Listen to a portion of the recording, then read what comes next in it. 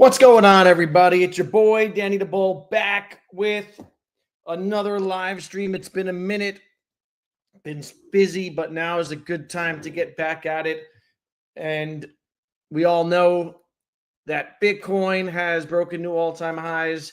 Ethereum is off and running up over $2,800. We have a new president of the United States coming in January, Donald Trump, who's really an old president of the United States. And politics aside, whether or not you like or hate Donald Trump, and there are very strong opinions on both sides, no one can deny that the market likes Donald Trump. And the crypto market in particular likes Donald Trump. So we're going to talk all about this cycle, how it's playing out, altcoins, all the usual stuff. So make sure that you are active in the comments. Let's get it going. Let me just pull up. I'm a little rushed today. Let me get started here. So, yeah, like I said, a lot of strong opinions around the election, and people vote based on different things, right? Whether it be something like abortion, the economy, immigration, morals, whatever it is. But strictly from the perspective of the overall markets, you could tell, who the markets favored and who they wanted. And you could actually, as I was watching the election in real time, you saw the price of Bitcoin just, going up. And it had retraced in the week prior to election night. And in real time, we saw Bitcoin getting back up there to 74,000. So it's been a wild ride in this space. If you've been here, many of you have been here alongside me in the last, year, 2 years, 3 years. We're on the precipice now of this, thing coming to fruition. This is a 4-year cycle, and we're entering the fourth quarter of this 4-year cycle, right? You got the first year is the collapse of the previous market. Things, fall apart. You go through the bear market. The third year is the halving, and the fourth year, which is what's coming up right now, is the fun part. And it's uncanny. Every cycle thus far has played out almost the same, right? It's not exactly the same, but it rhymes, right? It's so close to it's like, I think last cycle, the Bitcoin hit a new all-time high, like 215 days after the halving. This cycle, obviously, there was a new all-time high put in earlier in the year, but the market reset and recalibrated and went back and resynchronized with the historical 4-year cycle, right? And it slowed down, and alts bled, right? And we felt that pain, but Bitcoin put in a new all-time high pretty much within days of the last cycle. It's really amazing how it plays out the same over and over again. It is something that is quite predictable, and yet it is still nerve-wracking and still will make people question, is it really going to happen, right? Because the market will just, squeeze you and shake you and bleed you out and give you these false starts, and you get FOMO and you chase. But if you are steadfast in your long-term thesis, which is that, the cycle is going to play out, alts are going to go crazy after, Bitcoin does its thing, then if you stick to that long-term thesis, you should be okay.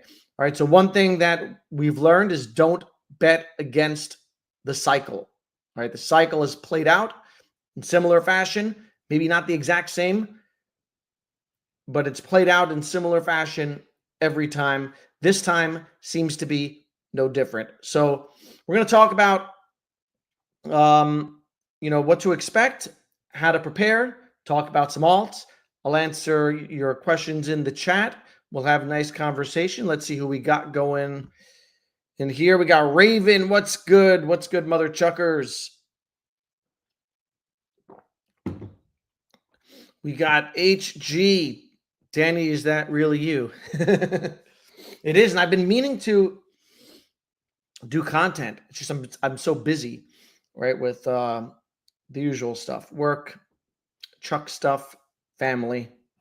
But I definitely want to get to at least 1 to 2 streams per week is my goal, and maybe even some short form content also. VV Ben, what's good, mate? Morning, long time no see, brother. Hope you're well. Frank, finally coming out of the chop. Yeah, man. It's nice, right? The chop will wear you down. And Bitcoin was in this chop, this sideways chop for 6 months. And last time I talked to Ron, we talked about how, the longer you're in that chop and that sideways pattern, the bigger the base, the bigger the breakout. So we're going to see exactly how high Bitcoin breaks out. I can, see a 6-figure Bitcoin by the end of this year. I don't know if that'll happen, but it's within the realm of possibility. Bitcoin's at 75,000. So it's a 33% move to 100K Bitcoin. That's 6-figure, Bitcoin that everyone talks about. Because now you think about it, relatively speaking, think about like a 58K Bitcoin. That now seems cheap, right? Now that we have a 75K Bitcoin. And so I think matter of time before we get 6-figure Bitcoin. Does it happen in 2024? Does it happen in 2025? We'll see. I think there's much more room to go beyond $100,000. How high? I don't know. You see different price targets out there. A lot of people talk 150. Some people talk 200,000. It's impossible to know. All we can do is speculate, but it'll be interesting to see how high Bitcoin goes this cycle. But all of the elements are there for it to go to Valhalla, as Dino is saying. We've got Trump in office, love him or hate him. What's going to happen, he's already said it, and I believe him on this, is he's going to fire Gary Gensler, right? And Gary Gensler has been a thorn in the side of this space since he, got in. And he was anointed. When Gary Gensler got in, everyone thought they welcomed him with open arms because he taught about Bitcoin at MIT. He understood it. He was pro-Bitcoin, but he ended up being a puppet of the state and, weaponized his position to, try to create regulation through suing, right? All of these platforms, Coinbase, different exchanges, most recently Immutable X. And so he's weaponized the system instead of, trying to work with Congress or whatever to create a comprehensive framework. So just the fact that Gensler will be out is addition by subtraction, right? And that alone could send this market to Valhalla, as Dino suggests. But I was reading a little bit about the possible successors for Gensler. And, Trump is now surrounded by a pro-Bitcoin team. You've got his vice president, J.D. Vance, has, I read, about 6.5 Bitcoin, about $500,000 now in Bitcoin. You got Vivek Ramaswamy, who's young, I think 38-year-old entrepreneur who understands crypto, who is pro-Bitcoin, a holder of Bitcoin. You've got RFK, who put his life savings into Bitcoin at the bottom in November of, 2023, whenever Bitcoin hit 15.8, in that range. RFK said he threw all of his money into Bitcoin and, in fact, wanted to back the dollar with a basket of assets, including Bitcoin. You've got people like Cynthia Loomis in there, who's pro-Bitcoin. And so you've got this group of people who understand it. And, Trump spoke out against, crypto and Bitcoin years ago, but I think he understands it a little more now just because he's made money off of it.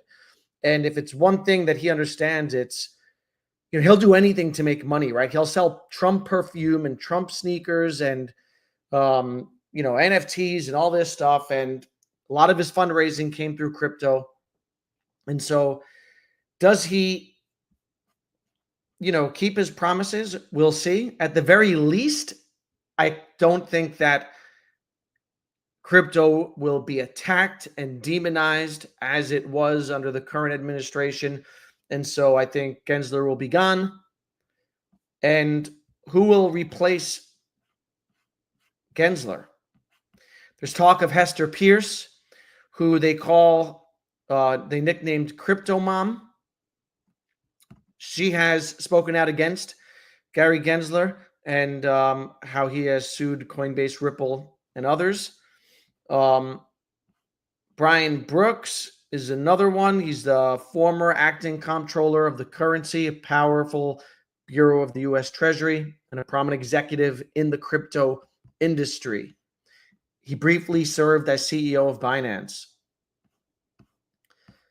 You've got Chris Giancarlo, who is ex-chairman of the Commodity Futures Trading Commission, CFTC. And I think he ushered in the Bitcoin, let's see, he's a co-founder of the Digital Dollar Project. He has a favorable view of blockchain technology. So all these guys and girls who would take a much different approach to the current, what we got now in Gensler. So that alone is addition by subtraction. And then you couple that with, I don't know if Trump would keep all of his promises, right? We don't know. But just the prospect of him, doing things like making Bitcoin a strategic reserve, right? Which Cynthia Loomis reiterated after the election. Trump has said that he would never sell the Bitcoin that's in the U.S.'s possession, and that he would make it part of the U.S. strategic reserve. So does he follow through? Time will tell. I don't know. I don't trust anyone. But 100%, it's better for the space than what we've had. So you've got that. You've got a more favorable economic, outlook with rate cuts coming in just today. The Fed, Jerome Powell, did another 0.25 basis point cut. So we're loosening monetary policy. And we talk about the 4-year cycle and Bitcoin. It's important. I had a chart and I lost. Let me pull up the chart. It's important to understand that Bitcoin and the M2 money supply, look at the correlation. So this is Bitcoin in black. And this is the M2 money supply. This is the global liquidity. All right. And you see a correlation between the two because since really after the 2008 collapse of the housing market and the reset of the economy, we've been on this global money printing, kick, right? That paused when we fought inflation, right? And they raised interest rates in a very short amount of time, right? It was a record raise in a short amount of time. And now they're finally loosening that monetary policy, which will increase money that's in circulation. And we'll be on this upward trajectory again, right? And so when you talk about the global liquidity, you talk about the shift in U.S. politics, talk about post-halving, the setup is there for this to play out as expected, right? So super interesting. Can't wait. Does Trump have the power? Yes, he does have the power to fire Gensler.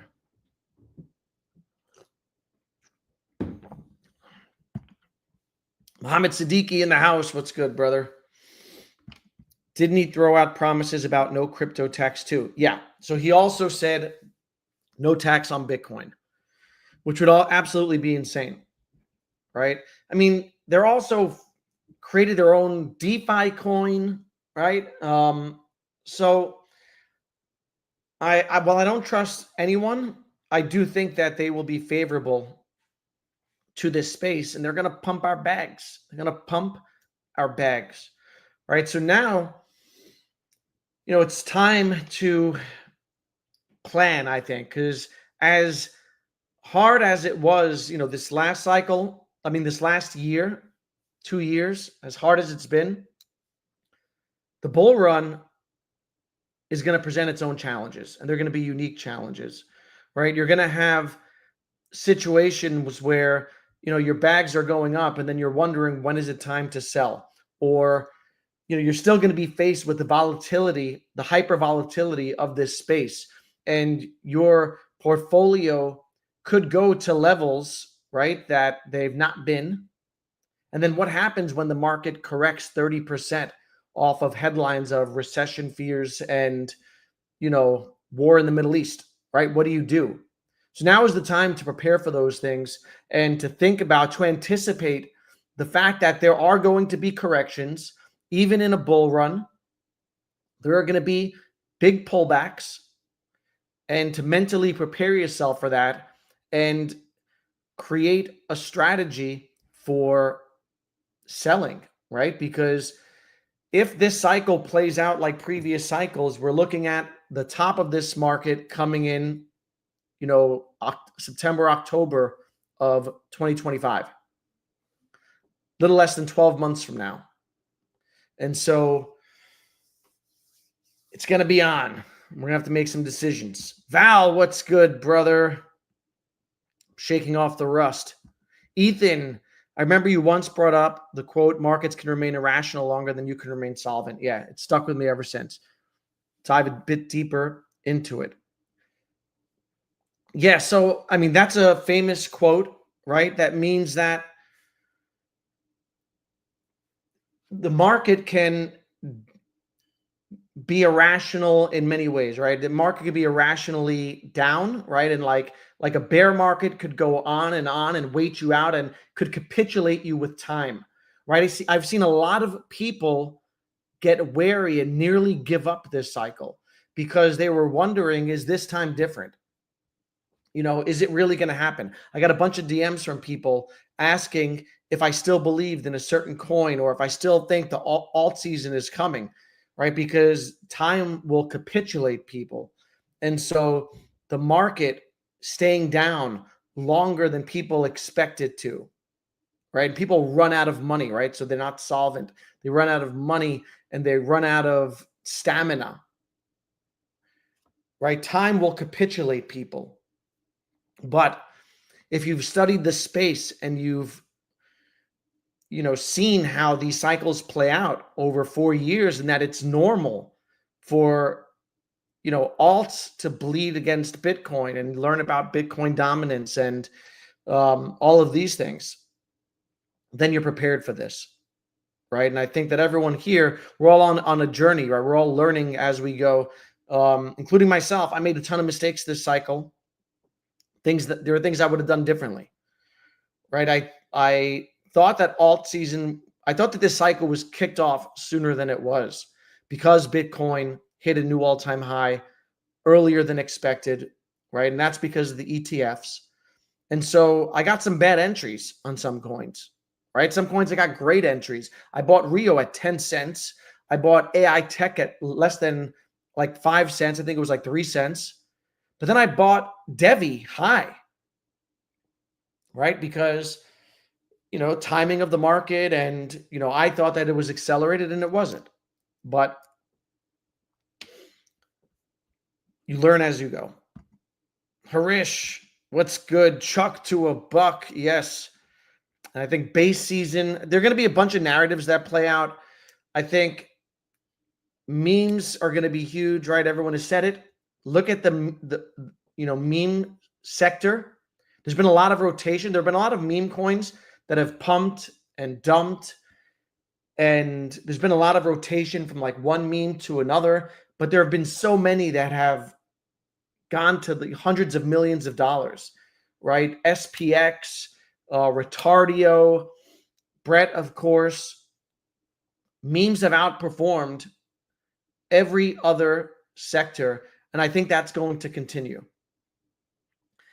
I think memes are kind of like what NFTs were last cycle. I think memes are performing that way now for a couple of reasons. One is they're easy to produce, right? Because now you have Solana base, so they're cheap to make, easy to produce, and people understand them, right? And now you've got Pump Fun and other platforms like Pump Fun. So there's going to be a meme super cycle, I think. I think utility coins do well also, AI, gaming, etc. But it'll be fun. Chuck has been a fun ride, and I think there's going to be a base season, and I think that Chuck will benefit from it. If you look at Chuck on the 4-hour chart, it looks good. We're over a $2 million market cap again. We were at 1.5, I think, was the low. And it's gotten these false starts. When the market picks up, Chuck has gone up. Buyers come in, ETH brings the price up. And then, there have been some false starts with ETH has sold off. But here we are again, right? The 4-hour looks bullish. And I think that there's going to be a lot of money trading in base memes, right? There's been a ton of money in Solana. And I think we're going to get a bit of a rotation into base. I think Brett's going to go to, $20 billion market cap or more. And I think a lot of coins are going to benefit. Danny, how many tokens are you currently holding in your portfolio? Is it more than 20? It's less. Isn't that? Yeah, for me, I try to keep it at, I think I've got like 15 tokens right now, and that's usually what I'm comfortable keeping it at. Just because it's hard to track them all. And there are different strategies, and it depends on your comfort level with those strategies, right? There are some people who have a mindset that they want to, I know people who have like 100 tokens, and the mindset there is that if the more spread out they are, the more chance that they catch lightning in a bottle, right? And they want, to be allocated to as many coins as possible and spread out as much as possible in order to catch as much as possible. For me, my strategy is I diversify across the 4 sectors, right? I've got some memes, I've got some AI, I've got some gaming, I've got RWA, and I've got a couple of layer ones.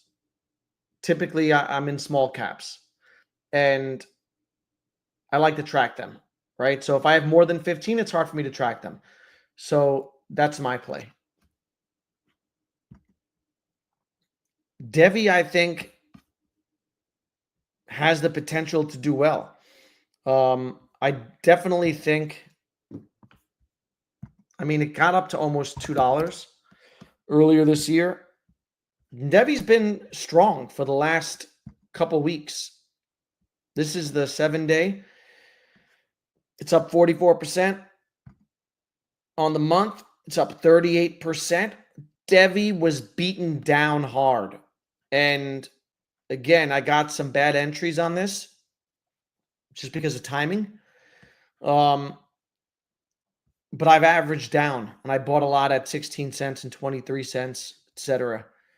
And so I have a nice bag of Devve.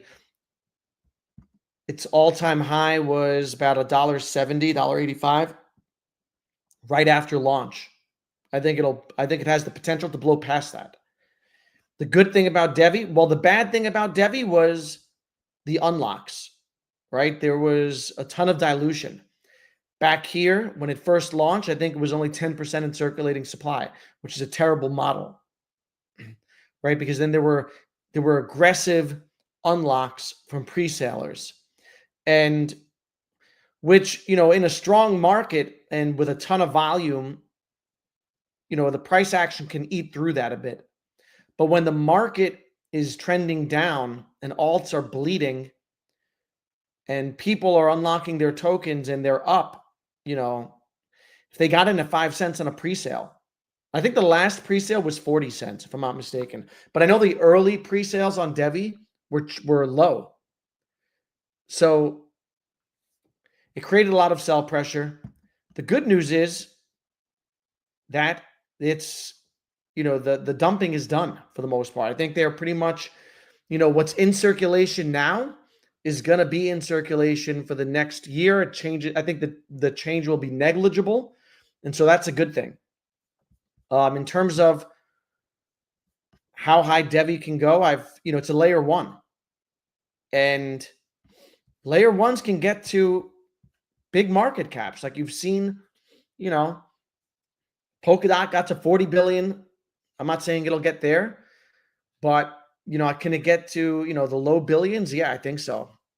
And in that sense, if you do the math, extrapolate out, it's $25 million market cap. So at a $250 million market cap, which is relatively small for a layer 1, right? That's a $4 Devve. I can see a $20 Devve. But we'll see. Time will tell. The thing about layer 1s is that there are a lot of them now. And there are a lot of good ones that have their own, use cases, right? So you've got Solana, which has landed the memes, right? And it's faster, and they have phantom wallets. So love or hate Solana, people use it, and people like phantom wallet. Cardano, I don't know anyone that uses Cardano, but it's a top 10 coin still. Toncoin has the Telegram integration and that narrative. Avalanche has a lot of gaming utility on there. And so you've got these, you got Sui also, which is solid. So you've got these established L1s. It can be a crowded field. So, but what I like about Devve is the fact that it's, the ESG narrative, and not that I care about that, but that, governments might care about that. And so if they get some form of like adoption, then, but in governmental adoption, that could be quite bullish. So we'll see. Yeah, I think definitely $5 to $6 is on the table for Devve. And in a proper bull run, see, this chop conditioned us to a certain type of market, right? And in a chop, you want to sell on pumps.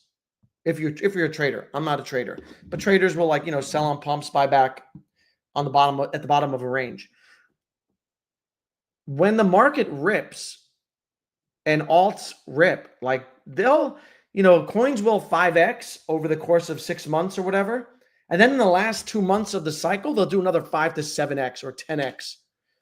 They'll get to market cap sometimes that you didn't quite anticipate, right? Like Axie Infinity got to like an $8 billion market cap last cycle.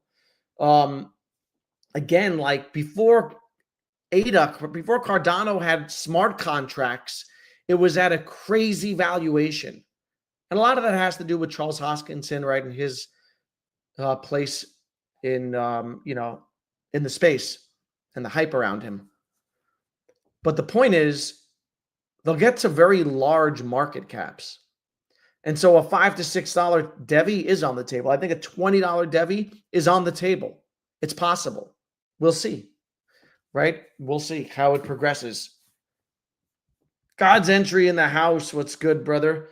Long time no talk. Pay attention to L2s. Yep. And base is absolutely a play, right? The smart and base will be, I think, a significant play as this cycle develops, because the market really goes parabolic and pumps when the normies come in, right? When, your cousins and your coworkers are asking you how to buy things. And Base has the smart wallet, which is so easy to use, right? So, for example, I've got my nephew who wanted to buy, I think it was Tectum. He wanted to buy TET. Last cycle, if I was trying to get him to buy TET, he'd have to set up, MetaMask. He'd have to fund it. It wouldn't be easy. He'd have to write down his seed phrase. I'd have to walk him through that whole process. It was complicated. The smart wallet is easy. You set up your account and you swap. That's it, man. I was able to walk him through it on a 5-minute FaceTime call. And so Base is set up for simplicity. It's set up for normies. It's set up to, their goal is to onboard 1 billion users for the smart wallet. And Base is the default layer 2 over there. And so I think that Base is going to do really well. And, we've seen there are charts. If you looked at charts of liquidity and users on Base, it's up and to the right. But it hasn't translated to price of what's predominantly on there are meme coins, right? You got some utility plays right now, but trading on Base right now, predominantly meme coins. Could you go over smaller projects you're invested in, like the last 5 to 10 in your portfolio? Yes, let me pull it up. And it's been kind of unchanged. So one of them is Mint Layer, which I've talked about on here for a bit. And I had I had Enrico Rubio, in I forget his last name. I had the founder of Mint Layer on my channel. And I like Mint Layer. That is, I like it because it's an L2 built on top of Bitcoin, which I like because Bitcoin's, scaling Bitcoin is a narrative this cycle, I believe, with, the ETFs and big money coming into it, right? You got to scale it at some point. And what Mint Layer does is build a layer 2 on top of Bitcoin and basically to roll it into real world assets, right? So to tap into Bitcoin liquidity for the bond market, for real estate, etc. So it's an RWA play. It's a layer 2 Bitcoin play. And it's a relatively low market cap. I'm not sure I don't think this is correct. This $7 million. If you go to CoinGecko, it's probably different, but it's about 20 million, I think, is the right market cap on Mint Layer. And I bought this kind of as a hedge against TET, which I love. So this is legit technology, and they are now, the thing with Mint Layer is that they had no marketing, but they've recently, and you're going to see this now, they recently partnered with for their market and an advisor to lead their marketing team, right? And this is to build out token awareness, and this is timed obviously with the market. So you're going to see this. You're going to see a lot of these companies now, these projects, timing the market and unleashing their marketing. We see that with Mcade. I'll talk about Mcade in a little while and go over their recent developments, but they're stepping up their marketing. So Mint Layer is doing that as well. So I like Mint Layer.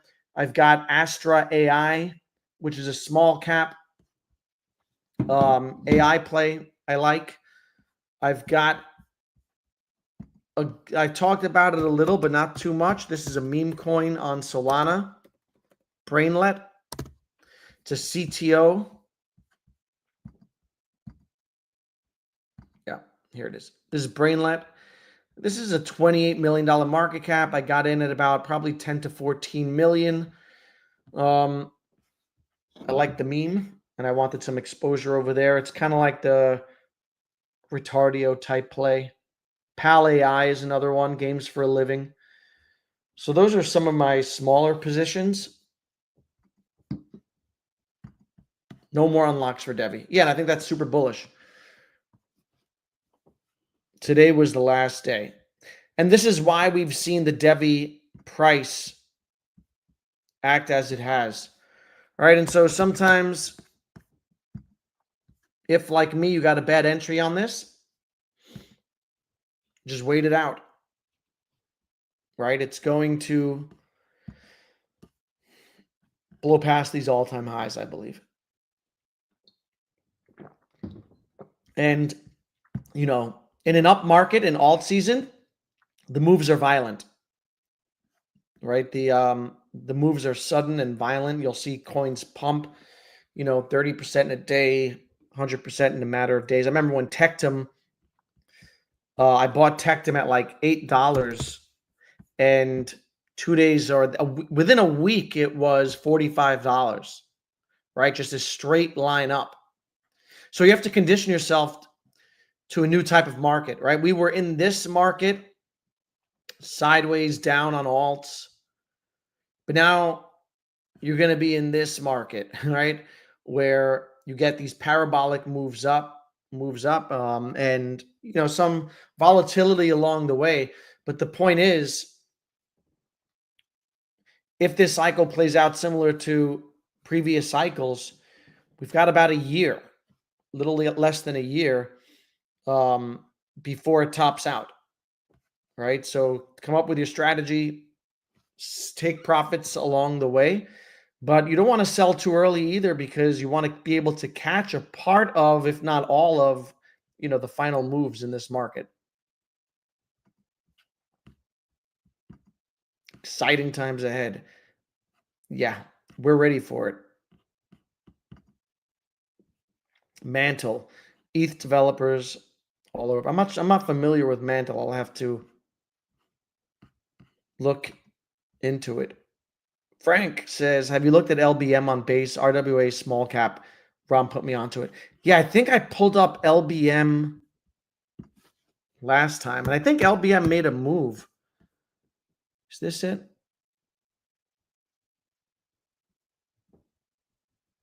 Yeah, I think this is it. Yeah, Ron put this out. 7 dates, flat. 1.9 million market cap, RWA.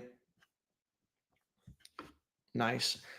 My RWA plays are Rio and Mint Layer. I'm not in these smaller ones yet, but we'll see. Mcade has a lot going for it, but the price has been depressing. Yeah, but I think the price on Mcade has been reflective of gaming. So if Mcade was, let's pull it up. So here's Mcade. But you pull up like comparable projects, like, I don't know, I think playable games is, yeah, look at playable games. It's a very similar chart. I think Games for a Living had a little more life to it recently. Very similar chart. So that tells you that this is not Mcade, right? That's the sector, right? And I do think that gaming and, different sectors will run at different times. And we saw gaming run hard back in, what was that, like November, December of last year. Gaming, I think, is set up to have another run.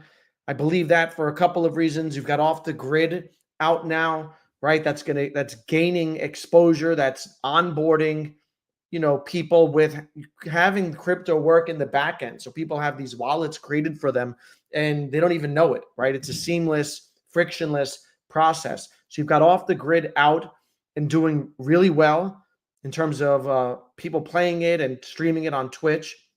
You've got GTA coming out, I think in 2025, Q2, right? And whether or not they incorporate crypto, I don't know. But just the fact that GTA coming out is a huge, right, headline. It'll put gaming back in the headlines. And then the other reason is everyone I know has gaming as part of their portfolio this cycle, right? So everyone's holding it. You know, we saw AI running beginning of the year and gaming down. And then, what happens is that there's rotation, right? People look at sectors that are down, but they anticipate riding up, and they'll rotate profits into those sectors. And then we saw gaming start to come back, but then like the wheels fell off on the space. And so I believe gaming will have its run again. And I think Medicaid is positioning itself. So and what I like, so the thing about Medicaid, let's talk about the difficulties that they would face, right? I think that the difficulty for a gaming project is that the field is so cluttered. There's so many gaming projects out there. They're not all gonna, right, do big numbers. So Medicaid needs to separate themselves from the pack. Their migration to base, I think, was a brilliant move, and they've developed partnerships over there. They're integrated into the meme communities, and now they're really the only Web3 gaming ecosystem, I think, on base, which sets them apart, right, in terms of a narrative. So I love that, and I also love that Russ, the CEO, works super hard and he wants it, right? He has said publicly, if it doesn't get to a $500 million market cap, he'll feel like let down about it, right? And so I think right now it's at a $10 million market cap, maybe. Does it get there? I don't know, but it doesn't need to get to like an astronomical mark. It can go to 200 million and still be a 20x from where it is. And I think that's completely doable. It's completely diluted, right? It's not going to have all these unlocks and face a lot of the issues that other projects will face. And, what they've needed to do is create token awareness and project awareness. The move to base helps that. But now they're also partnering with Coles and influencers and bringing on ambassadors. So they recently brought on Crypto Poet, who does a lot of work in the base ecosystem. And they partnered with some other Coles also. But Russ, here, let's pull this up.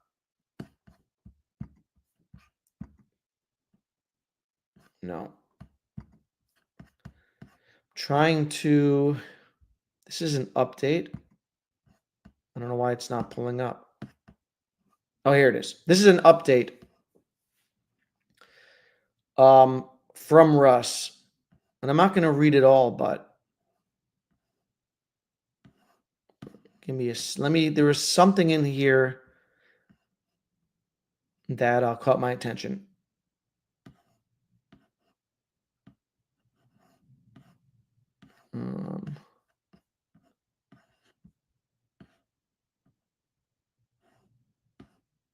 Well, they've level up. Give me a second.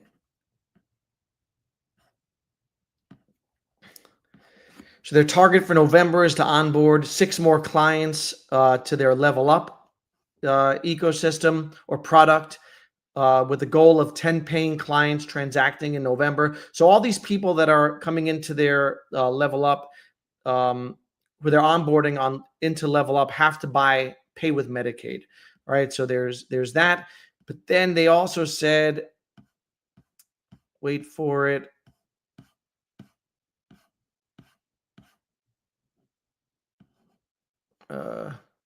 Here it is. We have something. So I think some of you have referred or hoped we have some rabbits up our sleeves. We have something better than that. And in due course, over November at least, one will be made public and actioned. We're waiting on announcement slot for the other due to the size of the partner. But in my opinion, it's the unicorn we have worked so hard to achieve and will put us firmly on the map. So they're working hard and they've got some things in development that are timed with the market. And he talks about a big partnership that will put them on the map. It's going to be interesting. They're already partnered with Wilder World. They've got the advisor their advisor is the co-founder of Rockstar Games. So I wouldn't worry. I'm not worried about Medicaid, Mohammed. I think it just needs time. Do you lose more money when swapping as opposed to selling on an exchange? Yeah, I think it's a good question. It might be comparable, Mark.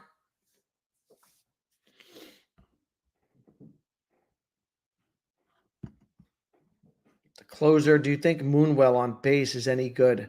It's been bearish. I'm not familiar with, let me pull it up.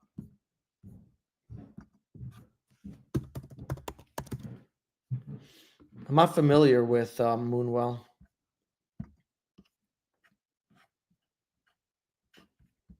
I'll have to give it a look.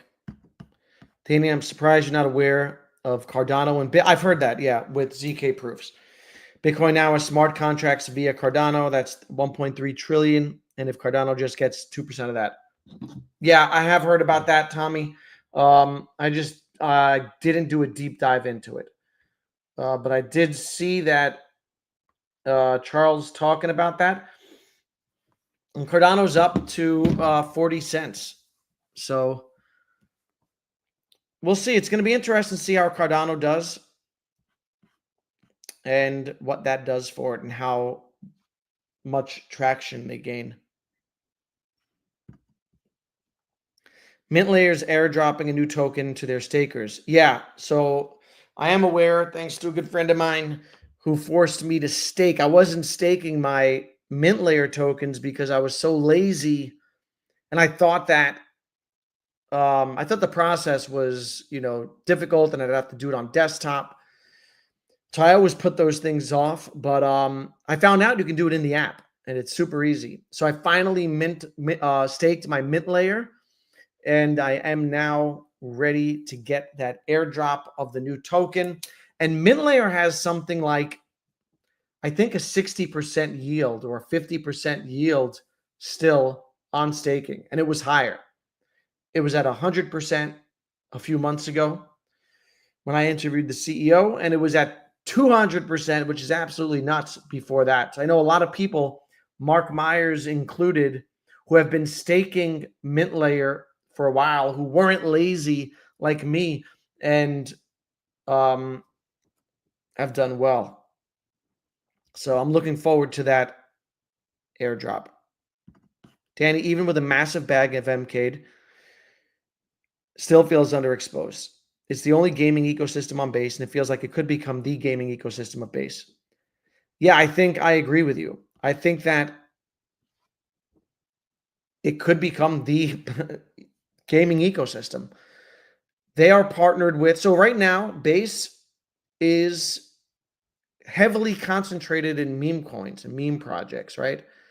And if Base Cartel is like an organization, a partnership of all these coins headed by Quigley, an influencer, this guy Render, and Mcade is also a part of Base Cartel. And Mcade is running tournaments for all of those meme projects, right? So to me, that's great exposure. It can become the gaming ecosystem for Base. We'll see how it plays out. They've got Gangs of Metacadia, their own original game, which is a strategic game. They've got their Telegram games and their simple tournament style games. And all they need is exposure and token awareness. So I think they're going about it the right way, and they're building relationships over on Base, and they are positioned to do well. I saw that All in Crypto did an interview with Bitcoin OS that blew my mind. Their Cardano was dead. Yeah, I mean, I thought Cardano was dead too, and we're gonna see what comes of that. And if the thing about crypto is not much has to come of something, right? I mean, just the narrative of alone can push things, right? And has pushed things. We saw Polkadot get to a $40 billion market cap last cycle with nothing deployed. I think Parachains came out at the end of the cycle. right? And I don't know what's going on Polkadot. I think Gavin left, but there's not much going on in Polkadot land, but it's still like a top 10 coin. Yeah, I started staking Mint Layer when the returns was close to 90%. Nice. Best decision. I already got 25%. It's dope. I wish I had started earlier, but better late than never. I think I'm getting I checked. I forget. I did the numbers. Something. It's like $15 a week or something, $10 a week staking right now for a Mint Layer, which will add up. Cardano is not dead, but there are other tokens which will yield better returns this cycle. Yeah, and I kind of stay away from larger caps.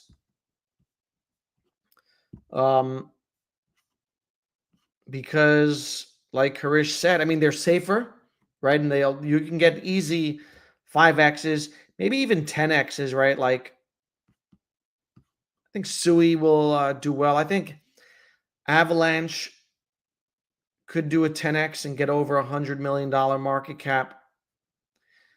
Caspa is going to do really well. So you got some larger caps.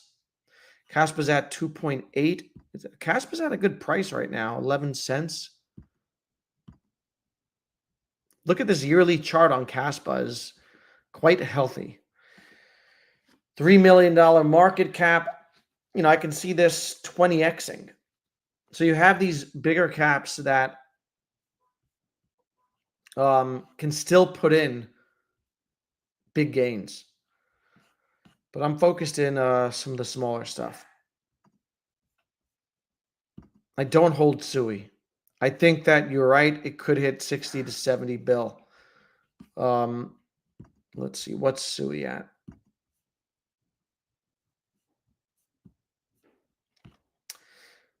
$7.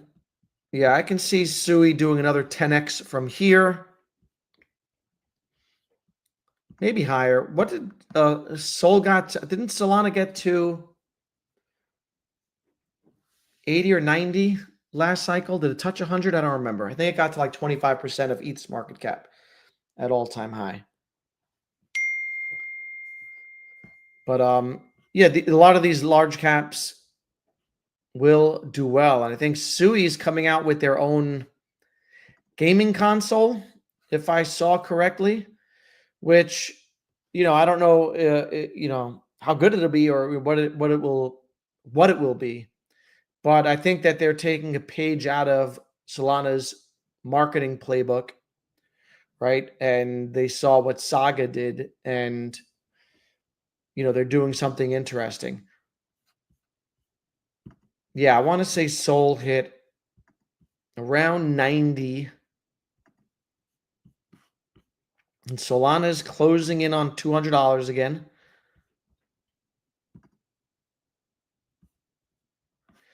Yeah, all-time high, 250 about. So Sol's at currently a $92 billion market cap because there's been some dilution there as well, right? So there are more tokens in circulation. I can see Sol at $750 this cycle. And the thing to remember is that, there are coins that are paired with Sol, right? So when you talk about Sol going to 750, you've got Solana meme coins paired to Sol. So those go up commensurate to Solana, right? So if Solana does a 3x, those coins do a 3x plus what they do. Same works for Ethereum, right? So if Ethereum goes to, and it's closing in on 3K, it's finally making a move. Ethereum's all-time high, about 4,700. I expect around 7,500 this cycle, which would put it at $1 trillion market cap. I could see $10,000 Ethereum. I don't know if it'll get there, but that's like an upper range target. And then all these tokens that are paired to ETH, like Chuck and these other base meme coins are going to move up commensurate with ETH, right? So it's important to understand these like beta plays, right? When you bet on a coin like, Brett, which is at about $1 billion market cap, ETH is going to drag it up and buying is going to drag it up, right? Same thing with Chuck, right? So it's important to understand how these things work, right? Pairings and all that.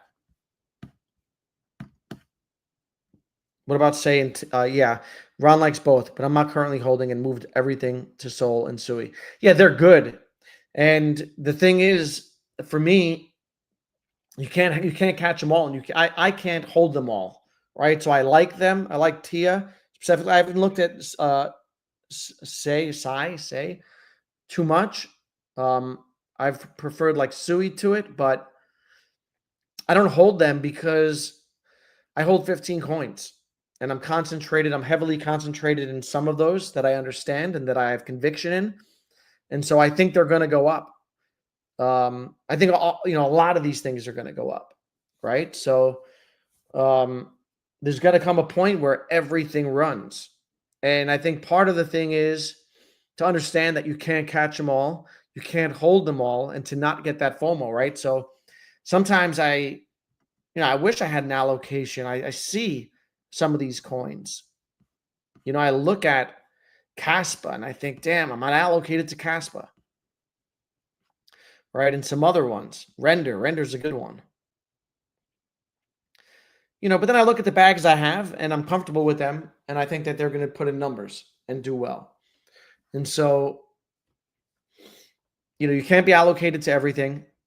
And, a lot of these things are going to move.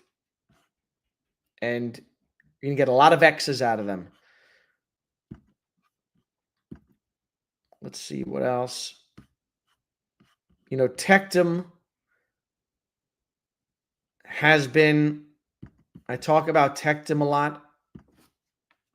I think Tet's been strong. It bounces back with the market. It went down to as low as $4 or $5. And I know Muhammad Siddiqui, who's up in here, rotated into Tectum at the local bottom of about $4.80 and went heavy. And Tectum, all-time high of $45. I think it's going to blow past it. So I'm comfortable not holding, like, a lot of this thing is like psychology, right? And so I look at, Caspa and like, damn, I'm not allocated to Caspa. And it's going to I think it'll do a 20x, right? But I think that Tectum will do a 20x. I think it'll get to a couple $100. And I think that that's doable. I think it could do more. I think Devve, right, will do those things and possibly more, right? And so all these coins, so you, again, can't catch them all. I don't like that T and say, yeah, have a lot more unlocks pending. Yeah, my thoughts on unlocks are, it in a bear market, when price action is down, it sucks, but in a bull market, unlocks I don't think matter as much. Like we saw, like Gala Games had a lot of unlocks.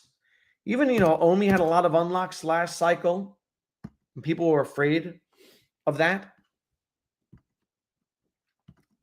But Gala, with their node system, right? They were their node system puts more coins in circulation regularly. In a proper bull market, the volume, it'll eat through those unlocks, right? If it's hot. And so that's just my thinking. It's going to be interesting. I think Doge. So I think last cycle, what did it top out at, like 80 cents or something after SNL? 69 cents, something like that. What was it at? 63 cents. I think it could hit $100 billion market cap. Should be about 4x. I think it'll get back to its previous all-time high. The thing is, 85% of coins won't get back to a previous all-time high, right? That's just the way it is in the space. 85% of coins don't get back to a previous all-time high. Doge, I think, will. It's got Elon Musk attached to it. And he's going to get a position in the White House that he's naming the Department of Government Efficiency, right? So I'd be surprised if Doge didn't crack 100 billion, which is a big number. Can it get higher than that? It's crypto. I think that's a big number. And that would be around what I think. It would be the first meme coin to crack 100 bill. I think it'll happen. We'll see. That would be a solid 5x from here. But, Elon's going to pump it when he tweets about the Department of Government Efficiency, and there are going to be memes on Doge, right? The organization that he's creating. So we'll see. TET to $1,000. Can you imagine? Is it possible that TET hits $1,000? I think it is possible. Sounds crazy when you look at it going from $10 to $1,000, which would be 100x from here. That's a $7 billion market cap, right? Let me do the math. I think that's a $7 billion market cap. So when you look at it, like the number 1,000 seems big. But 7.7 billion for a layer 1 scaling solution for Bitcoin, soft node technology is a $7 billion market cap in play when, Polkadot and what did Near get to last cycle? I think Near got to like 4 billion. Right now it's at 5. Oh, so Near got to about $20. So Near got to about a $20 billion market cap last cycle. Can Tectum get to 8 billion? I think it's possible. They just won Best Blockchain Innovation Award at the Leaders in FinTech 2024, which I think a lot of it will, as they do 3 million transactions per second, right? That's been proven. They set the record for that. They have the soft note technology, which plays off of the Bitcoin narrative and is innovative, and it's patented, and it sets it apart from other layer 1s.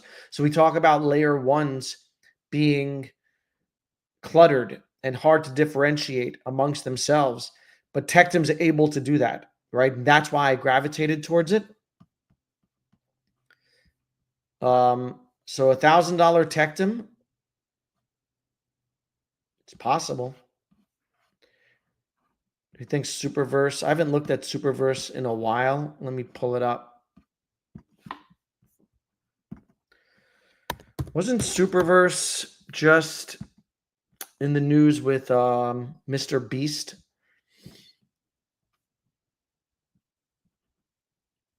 So it launched end of last cycle, or not yet. No, not the end, but its all-time high was, yeah, I think it can put in a new all-time high, $3.70. Yeah, I think with the narrative, this cycle, gaming and all that, I think it could put in a new all-time high. This is the yearly. That's a good chart. So I think Superverse looks healthy. I think it can put in a new all-time high. So I'm still holding Naka and Mcade are my two biggest gaming positions. Games for a living. I sold playable games not because I like playable games, but I just needed money to fund something else. And so I sold that. But I like it. But I also think that like my allocation percentage wise without it is fine in terms of like my portfolio. I felt comfortable with those three, with the amount of money I had allocated to gaming. I don't want to be overly allocated. So those are the three that I'm holding right now. But there are plenty of good projects out there. Yeah. I got to go pick up my daughter from soccer practice. It's been good to get back out here. I'm going to try to stream. I'm trying to shake off my rust and get back into the swing of things. I'll try to do a stream this weekend. Maybe I'll get Ron on here next week, do a stream together. Thanks for coming through and chatting. Big A says, G-Foul underrated gem. Yeah, I like games for a living a lot. And they also are leaning into marketing now. They just partnered with Travlad, right? If any of you are familiar with Travlad, I've been on his space representing Chuck. It's where we met a bunch of people. We met Soka Data from that Travlad space. And Travlad is now an ambassador for Games for a Living. So they're also stepping up their marketing. Thanks for coming through, everyone. Frank, Harris, Big A, and everyone else. I'm going to try to get back at it again, maybe on Monday. I'll catch you guys in the next one.